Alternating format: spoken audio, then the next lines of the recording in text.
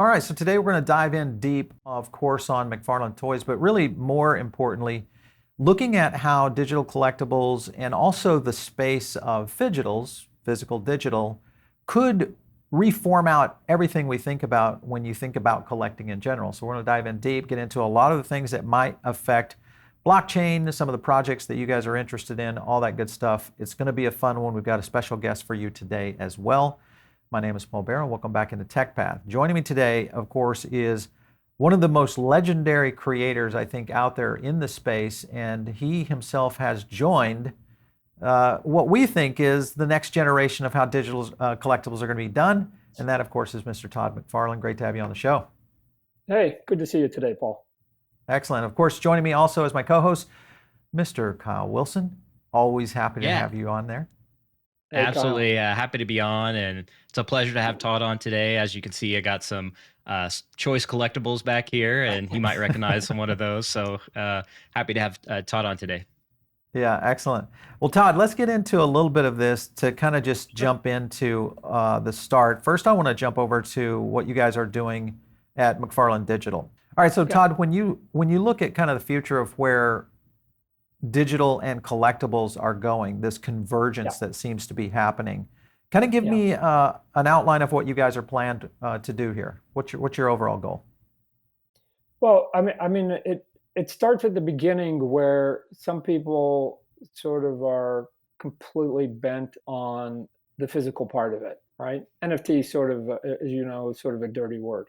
And then you have other people that are in another community where digital is basically the wave of the future to them. Right. Um, and and when I try to explain the difference to people on some level, it's like you've got to broaden your thinking to the entire world, right? Because I get it where you live and the way you were raised and the way you sort of gathered the world and all the information.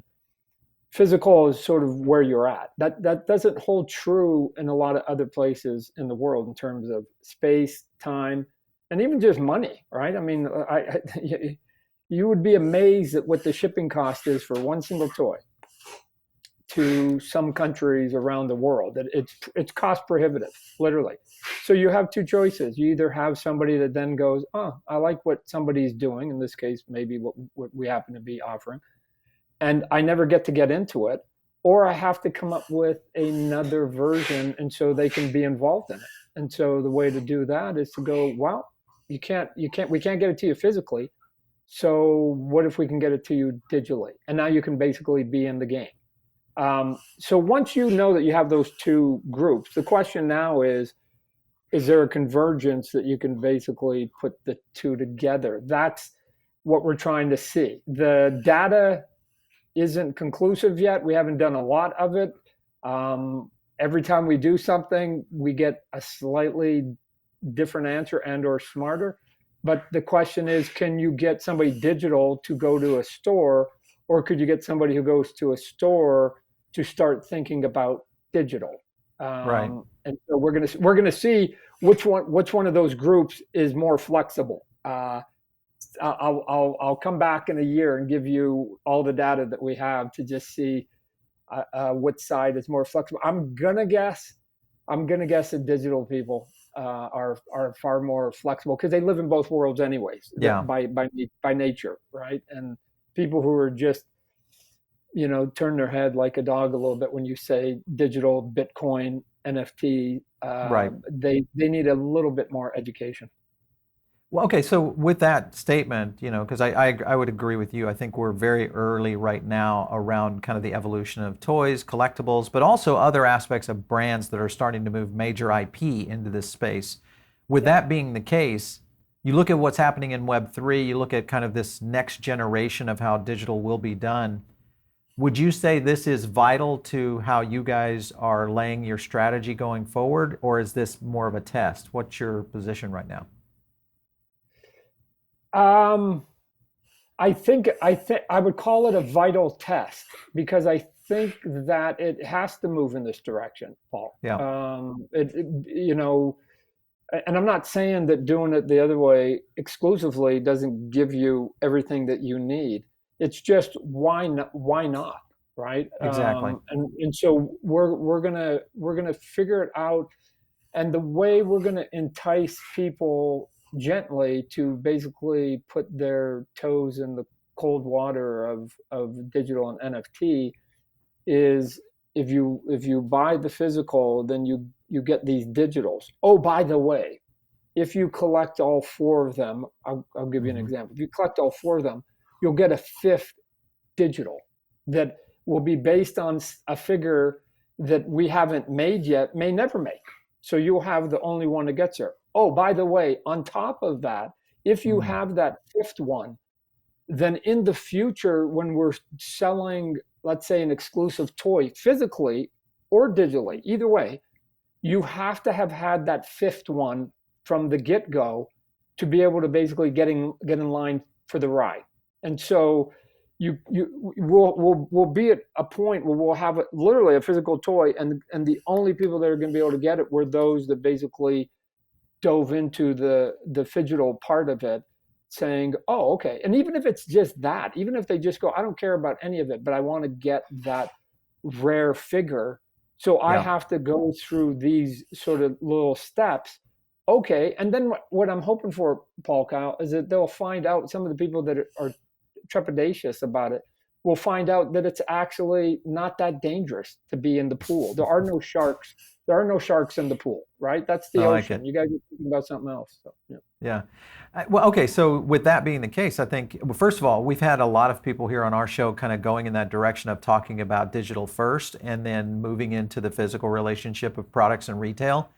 We're probably going to see this happen in a big way over the next few years. We've already seen quite a few companies, Nike, Starbucks, et cetera, that have already made these kinds of leaps forward. So that, I think, is a good thing. From an IP standpoint, what has been your, I guess, the response to you, pretty much, I would say, one of the greatest creators out there when it comes to IP like this. There's a lot of other people out there. Are they coming to you right now to talk about how to maybe move their IP into this space? You mean other creative people? Yes, other creatives. Yeah, yes. There is a curiosity for sure, Hmm. especially in the people that I deal with, either on the toy side and mostly on the comic book side, because they're used to doing it kind of physically, anyways, and it go on a comic book, and then they buy the comic book. I did one with a very, very popular artist named J. Scott Campbell, Hmm. and he may be one of the most curious guys and sort of popular guys out there. And he was sort of him and Han whether he should be doing it or not, because this was just a little bit after, there was a little bit of a crash in sort of digital currency. And he was like, well, people were, and FTX, and it's a bit of a sort of a negative tone. Sure. I convinced them that I thought that it was a good time to do it. And here's why. Because everybody's being cautious. So there's like, the traffic is thin right now. This Right. is actually a good time to go out there. I mean, I found that out on another topic when I did my first Kickstarter during the pandemic. Everybody's like, no, you should wait. Wait. Nobody's doing anything. Why don't we do Hmm. something when people are doing nothing? Anyways, he came in. I think the NFT I did with him, we sold out in 11 minutes, right? And Wow. he was sort of taken. I mean, again, we didn't do a big stock of it, and we can talk Sure. about that.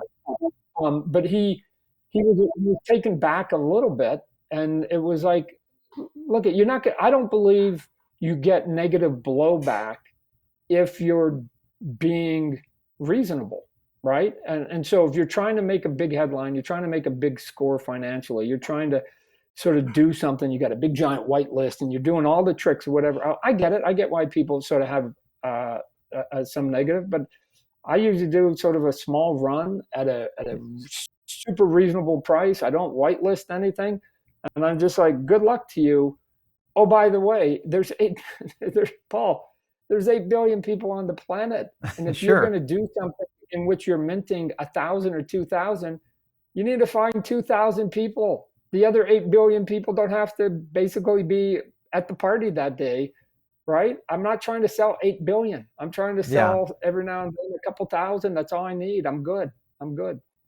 Well, I think that you hit on a couple of things, because especially in these early stages right now of technology adoption going forward, and how gaming will be integrated into this, all those things. I think you're right. Tribes are going to be very important. We've seen that with certain communities out there, and they can help grow a community very, very efficiently, back to your point. So I would agree as well. Back to the physical digital side, I was looking at the side of it in terms of just, I was over on your website on the collection side from the physical aspect. And value-wise, if you're out there purchasing, we've got one of the dragons right here. But even if you go into the purchase, here's the physical, the connection there on that QR code to get the NFT, which is or we'll call it the digital version of this. Now that value is actually greater than the physical value. So this is running over on Polygon. So this gets to the whole point of how this is converging to your vision and foresight of being able to catch this is pretty amazing. So Paul, I try not to warp people. I try to go to where their head's already at. So there's two ways for me to market that product you just showed. Either, hey, all you guys who like to collect the physical toy, you can get this toy. Right. Oh, by the way, we throw an NFT in for free, right? The other way is for people who like the digital. Hey, I'm selling you a digital piece for $39 and I'll throw a toy in for free, right? So I don't care which piece you think is free. Either way, it's $39. I mean, if you want, buy it for $39, sell the toy on eBay, get $25 out of it. So your digital costs you $10. I mean, there's a way to basically get your head wrapped around it without sort of taking advantage of it. What's an interesting criticism at times is that people go, Todd, you're pricing it too cheap. And it's always been an odd thing to me that I try to give a good deal to people. And the answer is, well, then don't buy it. Or if you want to give me triple the price, if that'll make you happier, I guess I'll figure out how to take triple. But that's the price today. I don't know what anybody else is charging. I don't know why they have to charge that much. Go talk to them. I'm just saying today, I'm good at this. I'll give you an example. Years and years ago, I used to go to card shows. I used to have a card and comic shop with my brother-in-law. And we would come in with the hottest guy, and we would have 100 of that card. And we'd be selling them for $5 a pop. Right across from us, somebody would be selling that exact same card for 20. And people would come and they'd be curious, and it's sometimes almost aggressive, going, why is yours only 5? And it's like, well, because I think that guy's overpriced. But here's why, really more than anything else. Because that guy's got 1 and he needs the $20. I've got 100. And if I get $5 times all 100 of these, it's going to be a good day for me, right? So I can afford to do volume discounts. I don't know. If you want me to charge you 20, I'll charge you 20. Doesn't make any sense. So treat people in a fair fashion. And I found that they're pretty loyal to you, right? They see you're not trying to gouge them on any level, and you're trying to give them value, and you're trying to keep the value of what you're giving them up in the secondary market later. Yeah. Well, I think the value proposition is very clear. I think, especially when you look at the quality of some of the toy side of it is great. We've had a chance to kind of look at both physical and the digital side of where the toy industry is going. I'm more interested in this because of the potential of technology and the digital collecting aspect. So going forward, back to a point you just made though, is very interesting. Buying a physical item, having the digital version of it, and then going out on the open market and selling that digital item. I wonder how long it will be before you list something on eBay and then people on eBay actually saying, I want the digital asset as well, as the physical aspect. So being able to, kind of connect the dots, because the watch industry is kind of going in this direction. Some of the luxury items, whether if you look at Louis Vuitton, outside the gaming side, many people are starting to go with this. Now we've got Mercedes jumping into some new NFTs. So there's a lot already happening in that space. Paul, if eBay's got to be keeping a side eye on all this, right? For sure. They're not going to let somebody else come in and get 100%, or other companies much smaller than them get 100% of this market. And all they have to do is figure out some kind of software that allows some kind of trading. I mean, again, they can be OpenSea too. It's just money to basically develop some kind of software program. Okay, they just have to feel compelled that there's an audience that wants a little bit of both. Okay, maybe we'll get there, maybe we won't. But right now, it's always interesting to me, Paul, that like my entire life, let me just forget NFTs, my entire life, I really have one response to every critic that's ever said anything about any of my work or what we're doing. Go spend your money and your time on things you personally enjoy. Problem solved. Problem solved. I just solved it for every single critic. Like, if you don't like it, that's fine, right? But what you can't do is say that somebody shouldn't be doing something or it shouldn't exist, because that becomes censorship. So again, are there people in the comic book market that like don't understand NFTs? Of course. For sure. But I'm not on my site trying to say, hey, convert all your comic books to, and I'm not saying that. I'm saying, like a buffet, I offer 20 things during the day. You don't have to put everything on a buffet on your plate. Pick what you like, put it on there, whatever. Oh, by the way, you might want to sample this just a little bit. Sure. Might want to sample it and see whether it's your taste or not.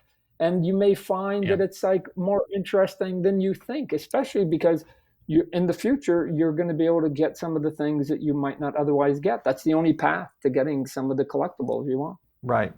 So Todd, I do have a question on that, coming off that, the buffet, the different platforms you have, I believe you partnered up with Steve Aoki on Oddkey. Then you have the McFarlane Digital platform. Could you kind of give us a little 411 on kind of the differences between the two, and the collectibles and versus comics, and kind of the different angles and the differences from each platform? Yeah. So let's start at Oddkey. And so I knew Steve Aoki, who's a music producer, DJ, musician, entrepreneur, everything, right?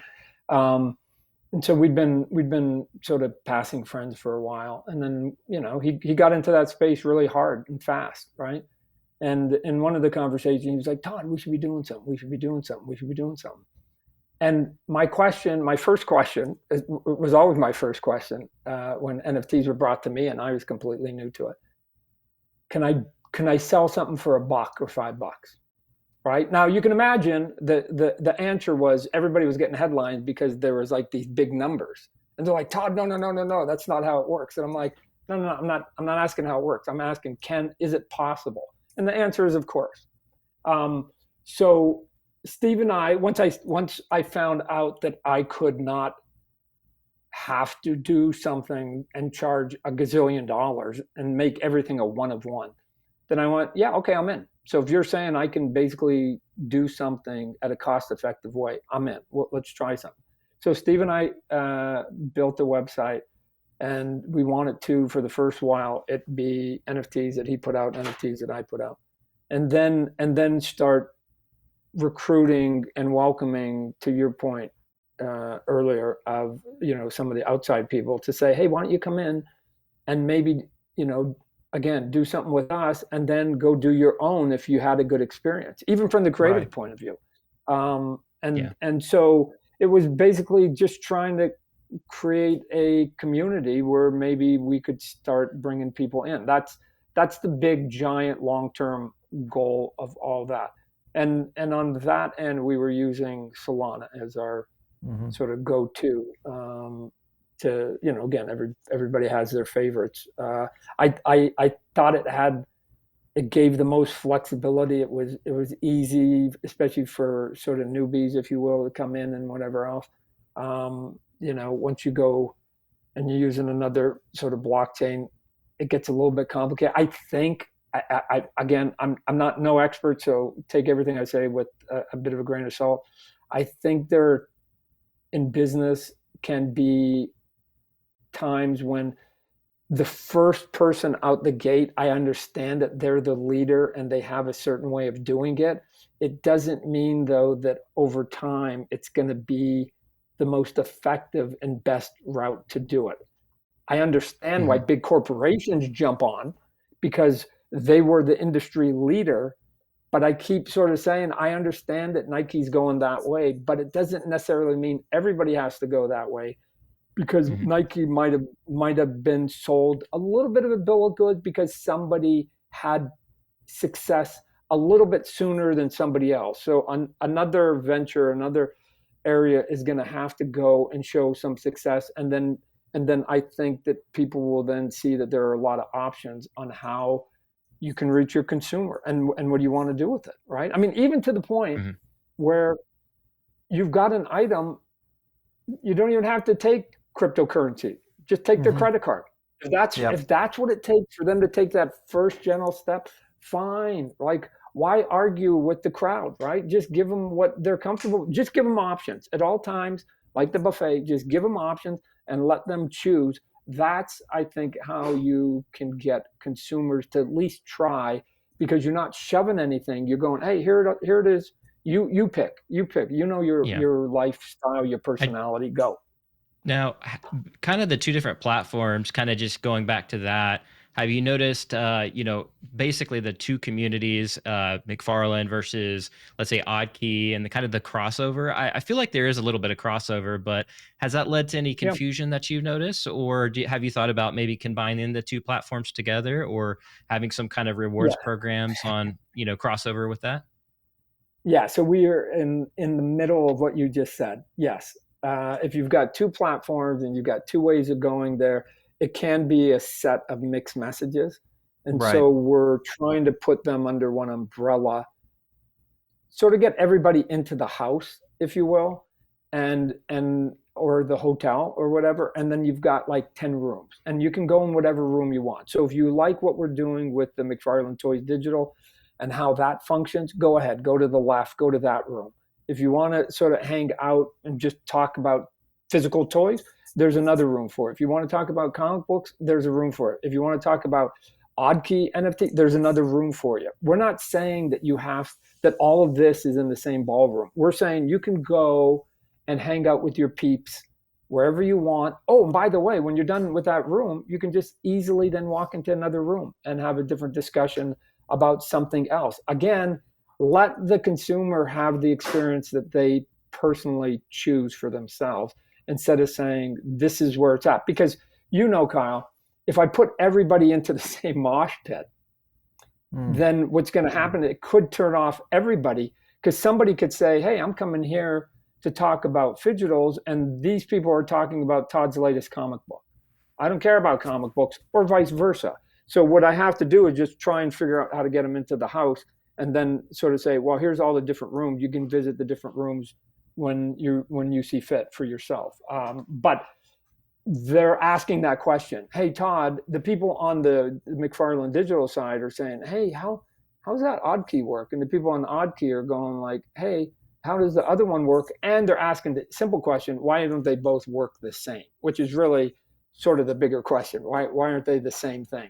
The easy answer is that we have contracts with to be able to do brands that I don't own, and so I must adhere to what it is that they're comfortable with.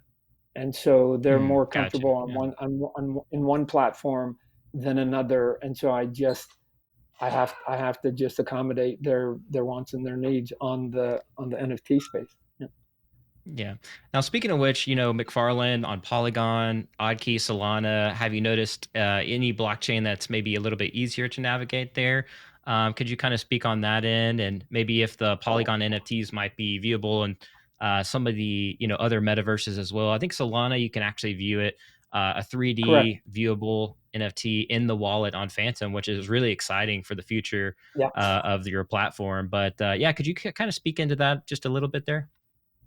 Yeah. So what you're saying is, why can't, it's the question I'm always asking, why can't all of it interact with each other, right? I understand that everybody's sort of got their fiefdoms, even in the digital world, but why can't we treat this like we bought something, we took it home, and we can intermix it with everything else in our house, and who cares where we bought the other stuff? We can show it all off. It seems to be easier on the Solana side, right? It's like no, this is easy. Don't worry about it. There seem to be some holdbacks on the Poly side, although there are cracks in it where we can slip sort of some of the Solana into it, not in a big meaningful way, but to be able to say that if you bought something on the left and the right, then you should be able to see it somewhere, at least within what we've built, all of it, right? Not necessarily on Phantom per se, but again, we're building like showrooms. You can put all your product into showrooms. So you could put all your McFarlane toys in the showroom, but maybe the Solana stuff are the paintings on the wall. And so we can make those cracks there and sort of glue the two together. So we're in the process of figuring out how all that works and getting the approval of the people, again, who are a little bit adverse to it. My sell to the corporations, and it's constant, is no different than what we're doing to the consumer. And what we're doing to the consumer is saying, hey, here's a bunch of things, the more the merrier. We should basically allow you to basically access whatever you want. I'm going to the corporation saying, you shouldn't be afraid of Solana. For whatever reason, I don't know why, or any other crypto, like you shouldn't be afraid of any of the other platforms, whatever you're doing. If I can figure out a way to combine it and still segregate for your product, but make the community bigger, I think that a bigger community then will sample each one of those different areas at a higher rate. If the goal is to get more people, the way to get more people is to not segregate yourself. I think is to create a party environment and let the consumers just mingle around the property. And so that's the goal, and that's where we're headed right now. Well, I think that tees up the next question here is, how you guys started right off the bat. I think both Oddkey and McFarlane, as soon as you're buying these digital collectibles, you can put them in your wallet and kind of put them into any marketplace if you decide to sell those. So it's obviously that self-custody experience with other platforms like Vivi, for example, Walled Garden. What's your thoughts on just coming out of the gates with that? Is that just from your experience in the physical world, how you've already had tons of experience there? Give us a little insight into what your thoughts about self-custody. Well, look, when I started, one of the things that I did is I talked to people that were already doing it, and not necessarily the pros, the people that had websites and whatever else. Although I sort of looked at those. I was more concerned about the actual consumers that were actually in those areas. And then I asked the simple question: what would be cool for you guys or gals, right? What is it that you're looking for? And they're pretty vocal. I mean, they're pretty vocal. They don't hold back. And so I was listening to go, oh, so that would be cool for you. Again, why it's cool for them, at some point you don't worry about it. If there's a group of people and they like doing things a certain way, you try to accommodate it. So that was important to them. They wanted to be able to see it, to sort of know they had it, to be able to show it off, and to easily be able to sort of buy and trade stuff that they wanted, right? And create pieces that not only would have value because of the levels of rarity that were there, but then put them into staking areas and make them part of future ones. And we don't announce those, right? I know that can be a little frustrating, but I don't want them to know which ones are the golden tickets, right? I mean, just you guys go, and from time to time, and sometimes I actually pick ones that are not the rarest. I'm not necessarily saying, hey, that's the hardest to find, all of you now get this thing. Sometimes it's not. Sometimes it's a common one, just to let them know that you never know. And even if you got the one that's not the most valuable today, that doesn't mean that that's going to be true 6 months from now or a year from now, because I may pick that one to be the one that allows you to get this, only 10 of collection. Who knows? Yeah. Now, a couple extra questions here, and I'll hand it back off to Paul here. Plans for maybe augmented reality. We know that Apple They might drop a headset. We know Meta, they're experimenting, or they just actually dropped with their Meta Quest 3 today on Correct. their announcement. Have you thought about maybe exploring in that area and maybe go into some of the like physical displays and things like that? What's your thoughts on AR, physical frames and things like that? So the answer is, as a businessman, I should be paying attention to all of it, right? Here's the holdback of me being a small company is that what I usually do, what's the most prudent, which makes the most sense, is if you're going to try and alter people's mindset, that takes a lot of money because you have to then do an education and you have to get the messaging out and you have to teach people. My attitude has been for 40 years since I'm not the big Fortune 500 companies. Let the big boys basically pave that road. Let me see whether there's customers that are there. Let me see if customers care about it. And then if the answer is yes, then let me see if I can just do a cooler version of it, a better version of it, maybe even a more valuable version of it that they've already done. So I usually sit on the sidelines and observe until there's enough data to go, there's a play over there, right? Because if you're the leader, it just takes way too much to start getting people to change habits. I'll let the billion, in this case, $1 trillion companies start it, show me, and then I'll go, shit, that's all you're doing? Here, we'll do that even cooler than that. So again, think about what it was we did with the toys, right? There was Hasbro, Mattel, all the big companies, they were making toys.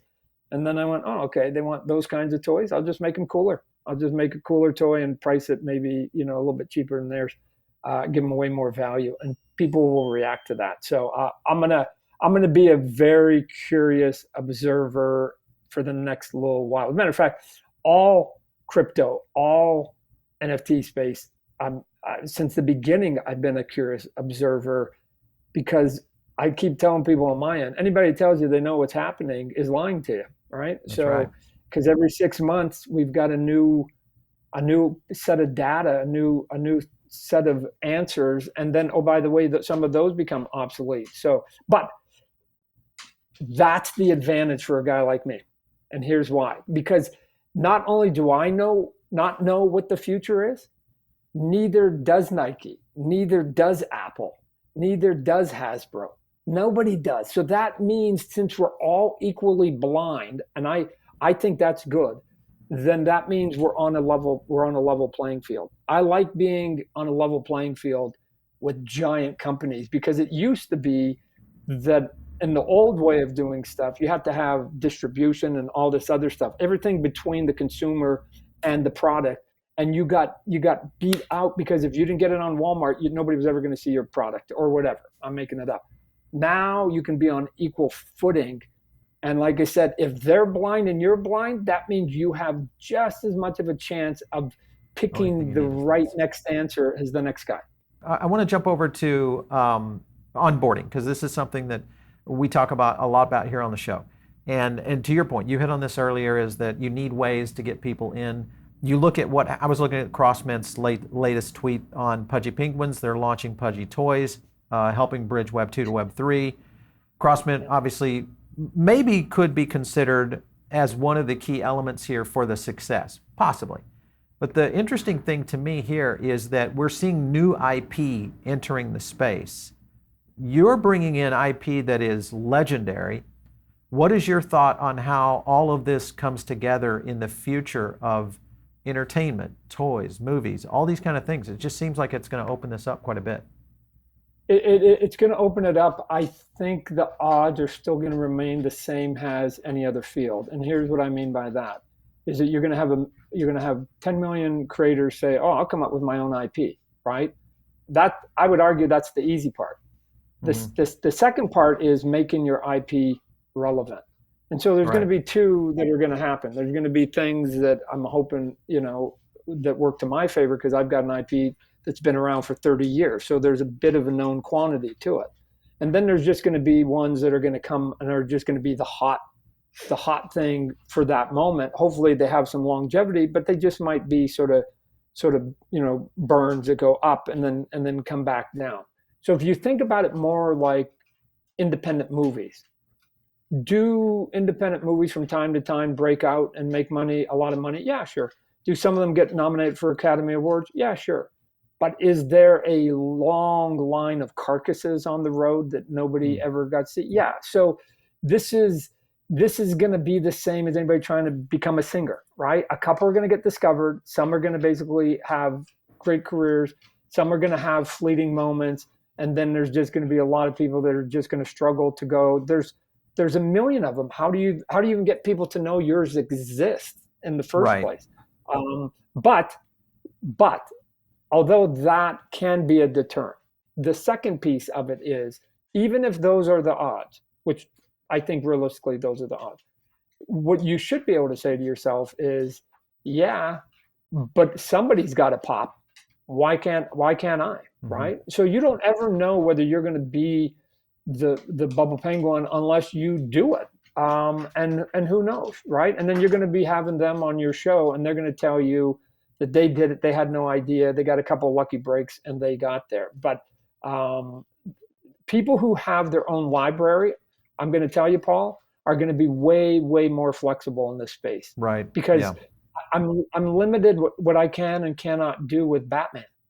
And I'm sure people who are doing stuff with Spider-Man are limited to what they can do, because they've been curated. Those brands have been curated, and they've been curated again by big companies that want to make sure there's no damage on any level at any times for any of their brands.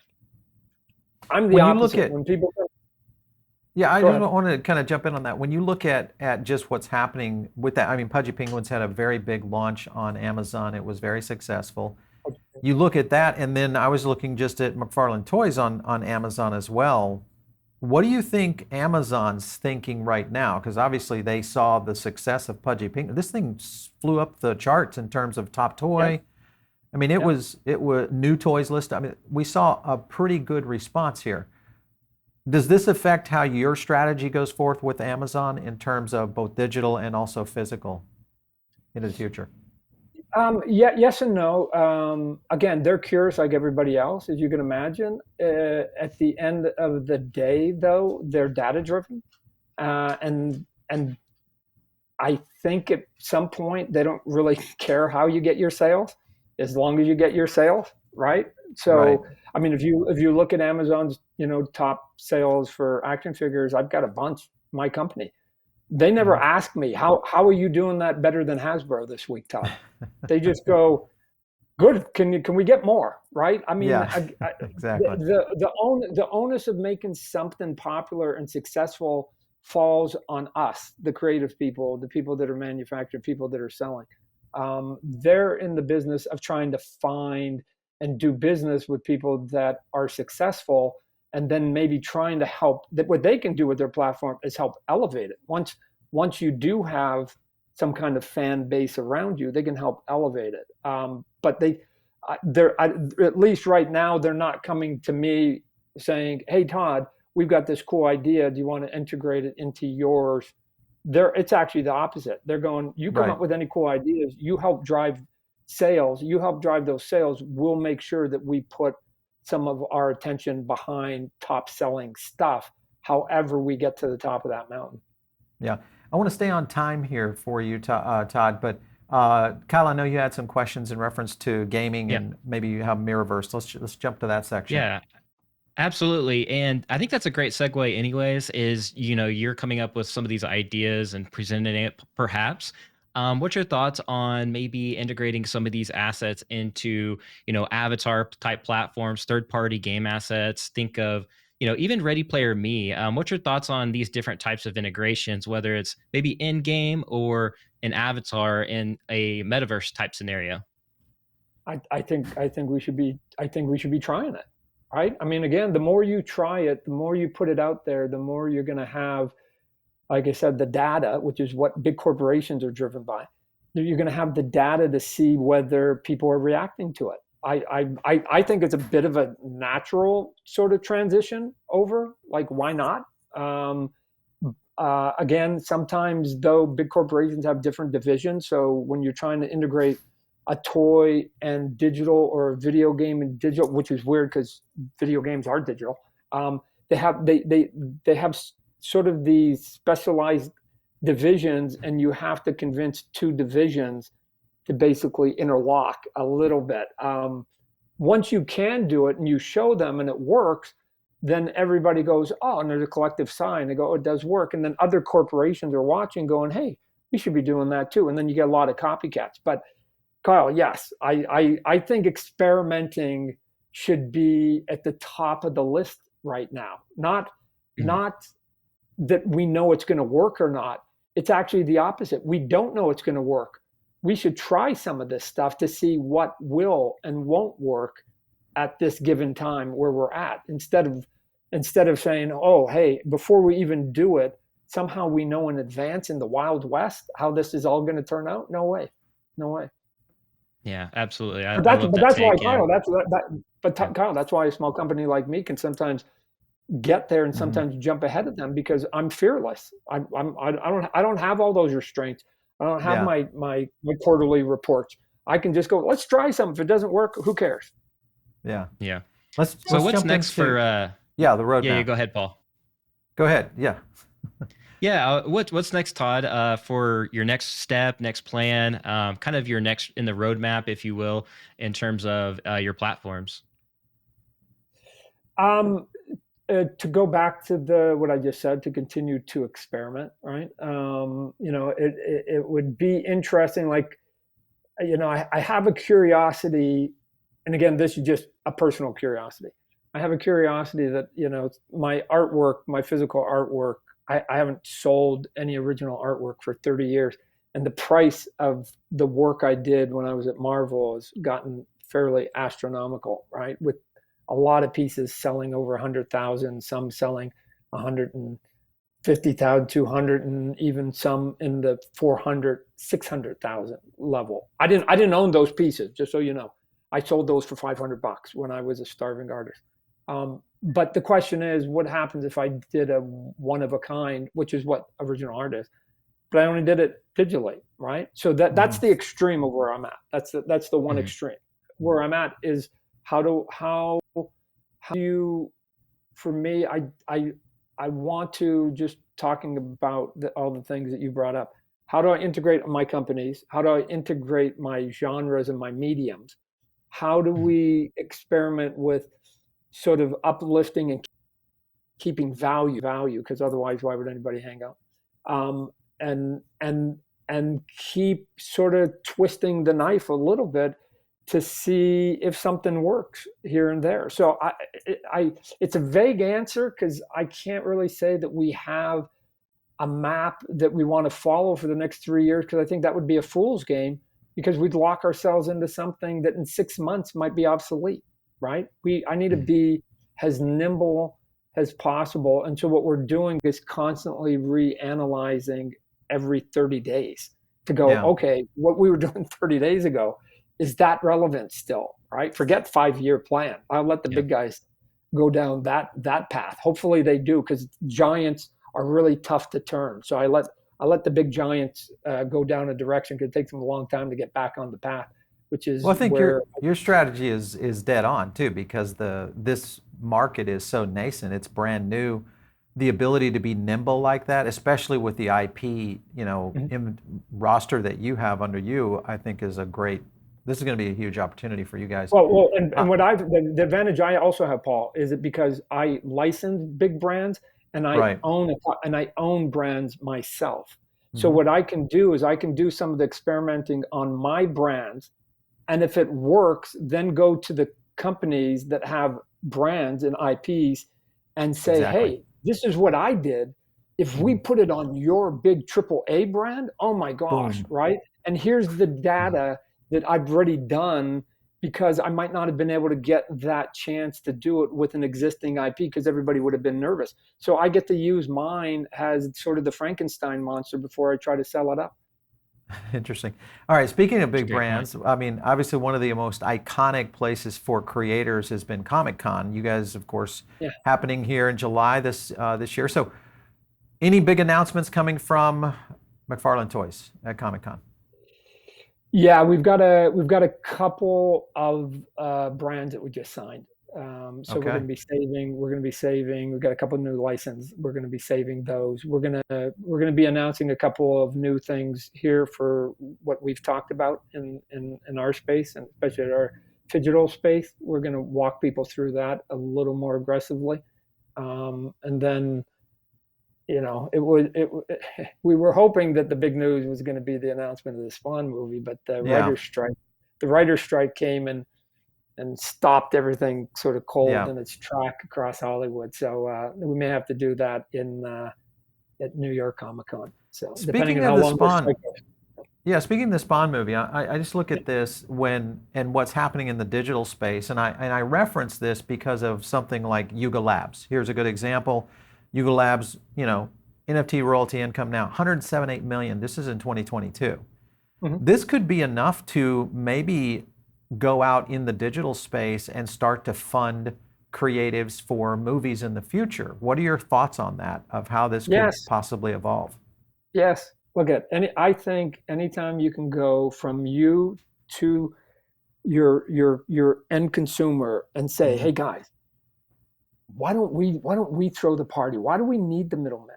Right? I mean, I keep saying I've said before, and I know people in Hollywood roll their eyes, but I go, I should just fund the Spawn movie like through a Kickstarter or something like this. There You you go go. out and NFT just launch.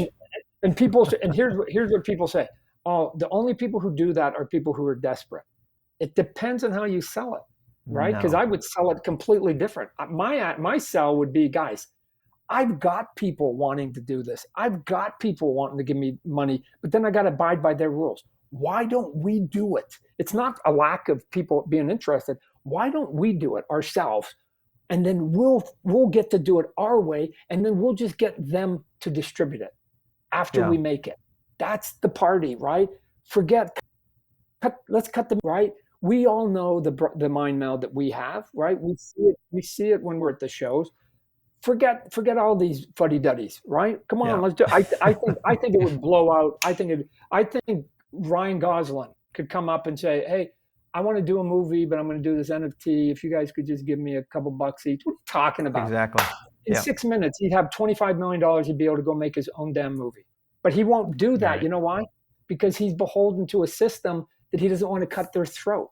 Any Yeah. new changes, Paul, are always going to have to come from outsiders who don't have an obligation or a debt to that group of people that they're about to try something. And if it works, it cuts people out of the equation. Yeah. So of course, there's going to have to be somebody like-minded like myself that's on the outside that Yep. has a day job that doesn't need that extra. But if we can, let's see how it works. If anybody could pull it off, I mean, that's the key here. I think with us really kind of testing the boundaries of creativity, these are the kind of things that need to happen out there, because you're going to open up amazing pipelines for the future, both for consumers as well as creators, and obviously the talent that's out there in the marketplace. Well, Todd McFarlane, I'll add one thing to that, Paul. yeah, Once you create options, you don't have to necessarily be successful, because somebody smarter than you can come along and figure it mhm, out and go, Todd, whatever you were trying to do, that was a nice try, but let me show you how it really works. That's still a victory, right? Because it for means that the sure. creative community still won. I might not have personally, but the creative community still won. Yes, I don't. It doesn't like create possibilities for all of us, and then let the smart people or talented people basically figure out how to Very drive it cool. faster. Yeah. Mr. Hey, McFarlane, Paul. thank you so much for stopping in today. We appreciate it. Yeah. Yeah, No, I absolutely. appreciate. It was a pleasure, Mr. McFarland. It's actually my birthday, so it was a Oh, pleasure being on today with you. There you And go. yeah, thanks for having Excellent. me today, Paul. well, Yep, you thanks for bet. having me on your birthday. I appreciate it, gentlemen. All right. All right, so you guys are tuned in. Maybe right now on the podcast, make sure and jump over to the video side of this on YouTube.